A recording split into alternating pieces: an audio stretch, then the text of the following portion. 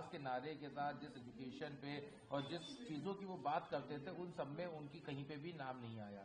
देखिए, आम आदमी पार्टी सुगुफा पार्टी रही है और उसने जिस तरीके से प्रचार तंत्र में अरबों खरबों रुपए खर्च किए, धरातल पर कार्य उसके नगण्य रहे और आज इसी कारण से केजरीवाल जी को दर दर भटकना पड़ रहा, फिर भी जनता के आक्रोश का वो सामना नहीं कर पा रहे।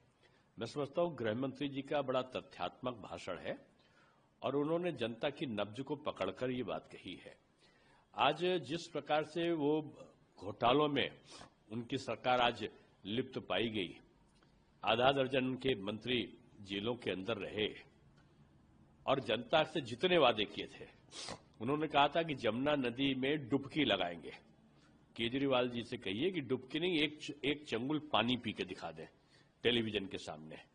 उन्होंने कहा था, सेल्फी ली थी कि कूड़े का पहाड़ है, हम नगर निगम में आए तो हटा देंगे।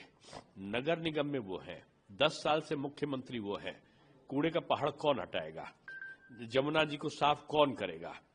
ये लोग पूछते हैं। गड्ढे में सड़क है कि सड़क में गड्ढा है, पुरानी दिल्ली का हाल बेहाल है।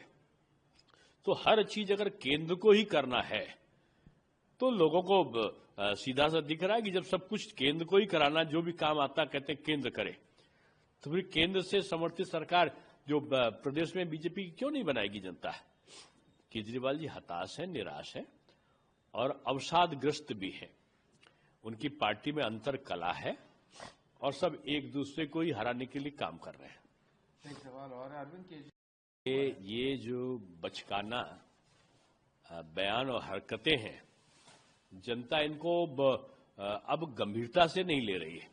कांग्रेस के साथ गठबंधन करके लोकसभा ये लड़े, कांग्रेस के साथ गठबंधन करके नगर निगम के चुनाव ये लड़े, दूसरे राज्यों में गुजरात में ये सहयोगी बन के चुनाव ये लड़े और अब उनके गठबंधन में इंडिया गठबंधन जो कहते थे, इंडी गठबंधन, उसमें शामिल ये रहे कांग्रेस के साथ में।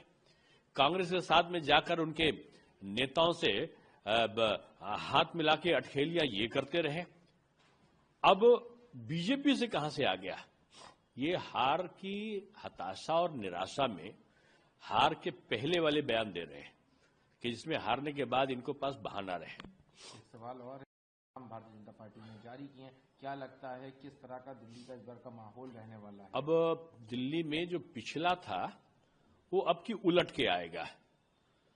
अब की सारी सीटें भाजपा के पक्ष में आने वाली हैं और जो बची कुची 2-3 सीटें होंगी वो मैं समझता हूं आम आदमी पार्टी और कांग्रेस में बढ़ जाएंगी।